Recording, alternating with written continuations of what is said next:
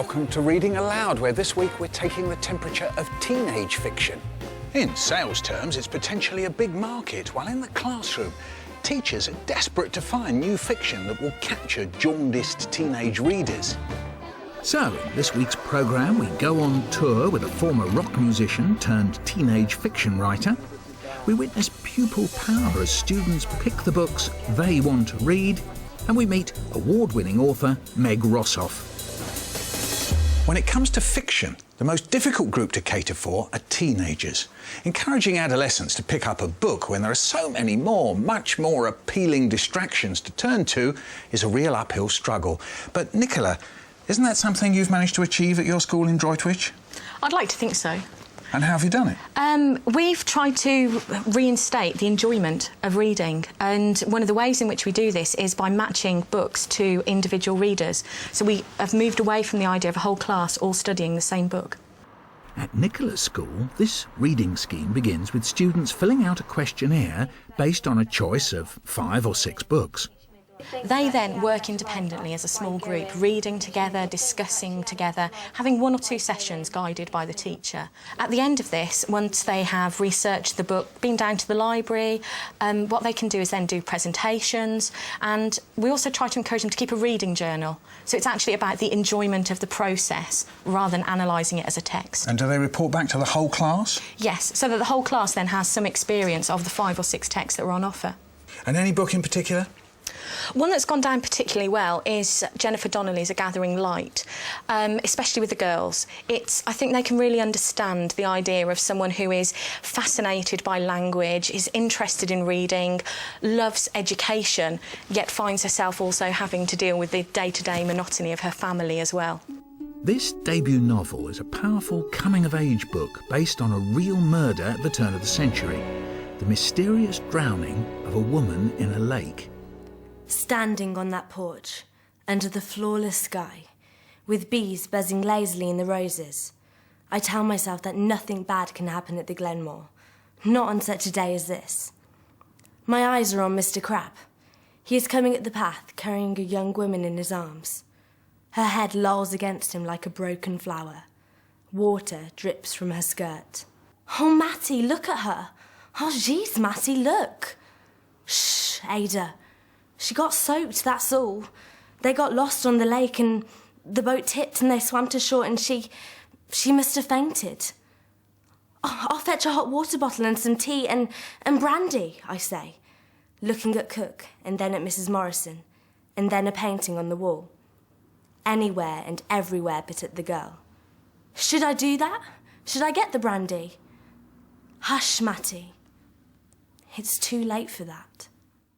It was very different to anything else I'd read, and a lot of books you don't usually find that you'll find out about the person and then it'll be linked to a murder. Because it was set in a different time, it made it more interesting because I could learn a bit about that time as well. I never read that kind of book, a murder mystery book, before, but since reading it, it's made me want to read more. I couldn't put it down, it was a really, really good book. I liked a lot of cliffhangers and all that was in there, so it was very good. That's the girls. How about some boys? One of the advantages to using this sort of scheme is that it means that the boys can actually have books that target them and their own interests. One book that's gone down particularly well has been Frankenstein. The way it was written was very refreshing. It was done from different perspectives. It started off with Walton and then moved on to Victor Frankenstein. And then we got to hear the perspective of the monster himself, which was obviously interesting, because we got to see how he interacted with society and his rejection. And then we got back to Victor Frankenstein and we learned all about the effect the monsters had on his life. How can I describe my emotions at this catastrophe? His limbs were in proportion, and I had selected his features as beautiful. Beautiful. Great God! His yellow skin scarcely covered the work of muscles and arteries beneath. His hair was of a lustrous black and flowing, his teeth of a pearly whiteness. But these luxuriancies only formed a more horrid contrast with his watery eyes that seemed almost of the same colour as the dun white sockets in which they were set, his shrivelled complexion and straight black lips. The story is very surprising if you only have a basic knowledge of Frankenstein. You expect him to have bolts in the neck and etc. from all the old Hammer house movies. But in fact, the monster doesn't come across as being this idiotic creature who's out to destroy the world. He has a human side. Someone who's managed to appeal to teenage boys and girls with his writing is Kevin Brooks. This former civil servant, crematorium worker and rock musician writes in a raw, stream of consciousness style that goes down well with his young readers. We join Kevin on a book signing tour in a school in Hales-Owen, near Birmingham. Kevin was promoting his latest book, Candy, a tale of adolescent love set in the murky world of child prostitution, drugs and rock and roll. When I was a little kid, I used to write terrible poems and equally terrible short stories, and I used to write diaries and just write down my thoughts and things like that. And I've no idea why I like doing it. I just always have done it. I think it helps me sort out the stuff in my head which I don't understand, maybe. It sort of makes me feel better. Also, I'm a lot better at writing than I am at talking, which you'll probably find out this afternoon. Kevin spent many years trying to make it in the rock business as a singer-songwriter, and his experience of touring with a band gave him plenty of material to draw on for his book. As I adjusted the mic and strummed a few chords on the guitar, I started feeling really weird. I'd never sung on stage before. I'd never been pushed to the front. I'd never had so many people looking at me. I didn't know what it was I was feeling. It was like a mixture of fear and some kind of wondrous discovery. A sense of, this is it, Joe, this is your time and your place, right here, right now. It's really nice to get out and sort of meet the people who are reading your books, because sometimes as a writer, you spend a lot of time on your own, sort of stuck in this sort of weird sort of writing zone where nothing else, the outside world, doesn't exist. And it's great to actually meet people who've read your books and to listen to what they've got to say. In teenage fiction, Meg Rosoff is hot. She's the winner of the Guardian Children's Fiction Prize for her novel How I Live Now, and she's being heralded as the next big crossover writer. So how did this American, now living in London, come up with the ideas for her book? I wrote it in the run-up to the Iraq War, but it had been sort of percolating in my head long before that. When I first moved to London, the war in Kosovo and the former Yugoslavia was going on, and as an American I found it really terrifying in a way to realize that war was going on so close to home. I think there's a kind of classic thing where people distance themselves from war by saying, well, those people have a different religion, or they dress differently, and so when their children are blown to pieces, somehow it doesn't matter as much to them as it would to me. And so part of me wanted to kind of deal with a what if it happened here. My name is Elizabeth, but no one's ever called me that. My father took one look at me when I was born and must have thought I had the face of someone dignified and sad, like an old-fashioned queen or a dead person. But what I turned out like is plain, not much there to notice. Even my life so far has been plain, more Daisy than Elizabeth from the word go. But the summer I went to England to stay with my cousins, everything changed. Part of that was because of the war, which supposedly changed lots of things. But I can't remember much about life before the war anyway, so it doesn't count in my book, which this is. Mostly everything changed because of Edmund, and so here's what happened. The idea for the book is basically a girl from Manhattan who is in quite an unhappy family situation and is sent to England to live with cousins that she's never met. And she meets this big group of eccentric cousins who live out in the English countryside in a big rambling, falling down house, falls in love with one of them, and then World War III breaks out in England. And I think that just about gives you an idea of the plot. It's kind of a love story, really. Meg Rosoff at the Hay Festival. Andrea, How I Live Now. What did you make of it? I really enjoyed the book. Lots of different perspectives. It was sort of microcosm and macrocosm, her problems, the world's problems, all sort of interlinked, really. But I did feel towards the end of the book there were about 4 chapters missing. It sort of ran away with itself at the end, and she went back to New York, and what happened, I felt that was a big chunk that was missing. Grant?